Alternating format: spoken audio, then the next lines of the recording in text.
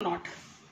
Now coming to the another special condition during pregnancy is the syphilis is caused by spirochete bacteria, Treponema pallidum, and the primary route of the transmission, as you all know, is the sexual transmission. एक चीज ध्यान रखने वाली बात है syphilis में कि usually the first trimester में transplacental transmission नहीं होता है. After 6 months there is increased chances of happening of the transplacental transplacental transmission due to breach of the Langerhans cell layers after 6 months.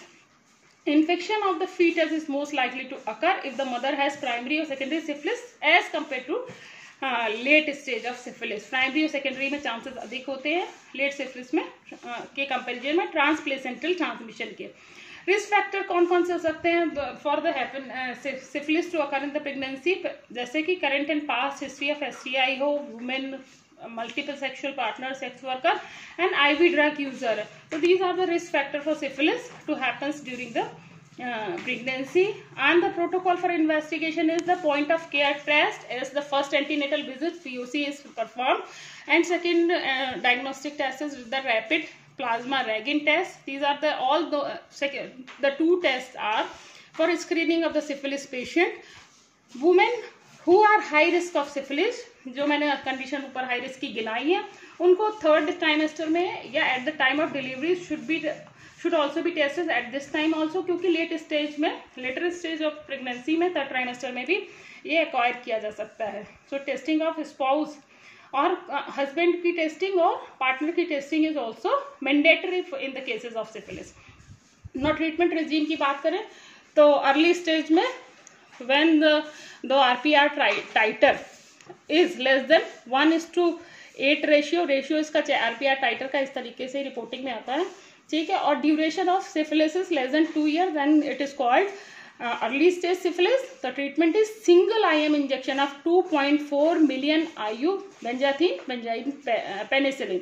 और लेट स्टेज कब बोलते हैं, जब 2 साल से ज्यादा ड्यूरेशन हो, RPR titre is more than 1:8 ratio, तो क्या करते हैं 3 IM injection of 2.4 million IU benzathine benzyl penicillin once a week for 3 weeks continuous treatment चलेगा. 3 बार इंजेक्शन करते हैं every weekly. For all the syphilis positive women detected during antenatal care either by POC RPR, their newborn must be tested after birth by RPR, क्योंकि there is a chances of transplacental transmission that has to be managed simultaneously. And penicillin दे रहे हैं तो prophylaxis के treatment को ready रखना चाहिए, क्योंकि several women may be anaphylaxis can happens. Anaphylaxis के लिए ट्रीटमेंट रेडी रखना चाहिए. नाउ अगर ऐसी कंडीशन है कि पेनिसिलिन के लिए एलर्जी है तो alternative regime in those condition is erythromycin. In early stage of syphilis it is given 500 milligram orally 4 times a day for 15 days. In the late stage again 500 milligram orally 4 times a day for 30 days. Late stage में 30 days. Late stage का मतलब more than 2 years of duration and titer is more than 1:8 ratio. Another alternative regime is the single dose of the azithromycin 2 gram orally as a single dose can be used for the primary syphilis, that means the early stages, and syphilitic chancre. Follow up कैसे करते हैं, postnatal period में भी follow up रखना है. मैंने कहा late stage में भी सिफिलिस का टेस्ट करा लेना है eight the time of delivery, और 6 मंथ और 24 मंथ पे ट्रीटमेंट अगर कंटिन्यूड है तो फॉलोअप करते हैं weather it's responding or not. Now coming to the another special condition where the specific protection is needed is the German measles or called rubella. इसमें क्या करते हैं कि there is no vaccine during pregnancy में कोई vaccination नहीं होता, but all the adolescent females of 15 to 45 years of age group, reproductive age group, should be vaccinated for the rubella vaccine, so to create a immune herd of such population, so that before getting pregnant every female should be resistant for the rubella infection. For vaccination there is certain things to be checked. Pregnancy should be ruled out because it is a live attenuated vaccine, so it should not be injected during pregnancy. So adolescent female के reproductive age group की सभी females को जो pregnant नहीं है should be immunized for the rubella vaccination. And contraception, अगर vaccination हुआ है तो there should be a contraception of the 8 weeks so that conception do not happen during the vaccine antibody protection duration. As the vaccine contains the live attenuated vaccine, so pregnancy must be ruled out. So the funda lies behind the creating a immune herd of reproductive age group population in single line. Now coming to the another special situation is RH incompatibility या isoimmunisation बोलते हैं. कब होता है? जब women is RH negative और husband RH positive है, तो might be there is a chances the baby to be RH positive. और जब बेबी RH पॉजिटिव है तो RH नेगेटिव जो एंटीबॉडीज जाके बेबी में ट्रांसप्लेसेंटल ट्रांसमिशन के थ्रू हाइड्रोलिसिस करा सकती हैं, हीमोलिसिस करा सकती हैं, sorry. And blood for that the blood is to be examined for RH antibody levels in the mother during antenatal care. the कब एग्जामिन करते हैं? जब ट्रांसमिशन और मिक्सिंग के चांसेस सबसे ज़्यादा होते हैं. ये कब होते हैं? 28 वीक पे होते हैं. 34 से 36 वीक्स के दौरान एंटीजन एंटीबॉडी की मिक्सिंग सबसे ज़्यादा चांसेस होते हैं.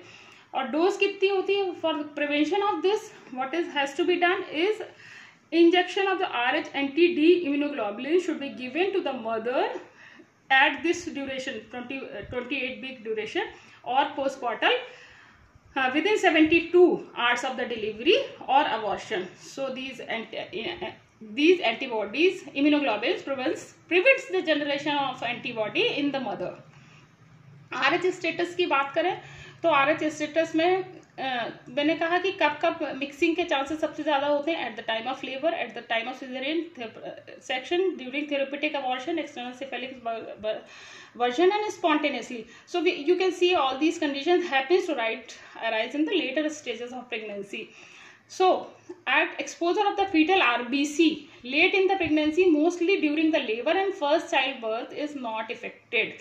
पहला बच्चा यूजुअली कम इफेक्टेड होता है या नॉट इफेक्टेड होता है, लेकिन सब्सिक्वेंट प्रेगनेंसी के लिए वुमेन सेंसिटाइज हो जाती है, ऑलरेडी उसमें एंटीबॉडी फॉर्मेशन हो जाता है. तो सब्सिक्वेंट प्रेगनेंसीज में it can cause the hydrops fetalis, icterus gravis neonatorum and कार्निक and congenital haemolytic anaemia in foetus.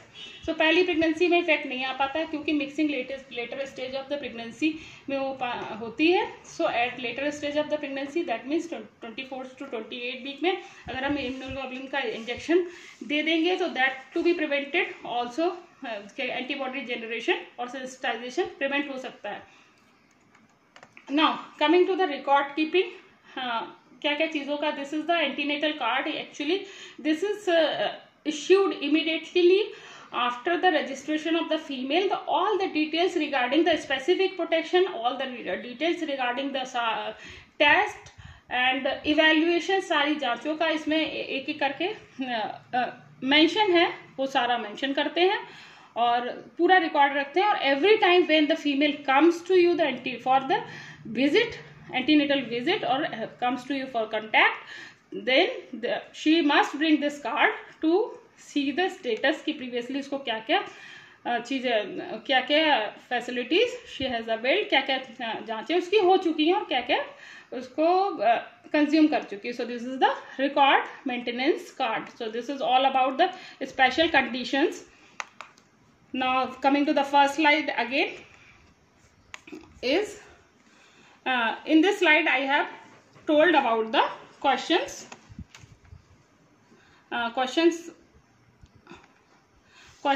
about the presentation. So I think you would be able to answer all these questions now कि क्या क्या threshold glucose level होता है, gestational diabetes कब बोलते हैं, क्या ट्रीटमेंट है सिफिलिस का प्रेगनेंसी में, RH आइसो इम्यूनाइजेशन क्या होता है और कितना इम्यूनोग्लोबुलिन लगता है, वैक्सीनेशन और रूबेला की क्या स्ट्रेटजीज है. Thank you so much.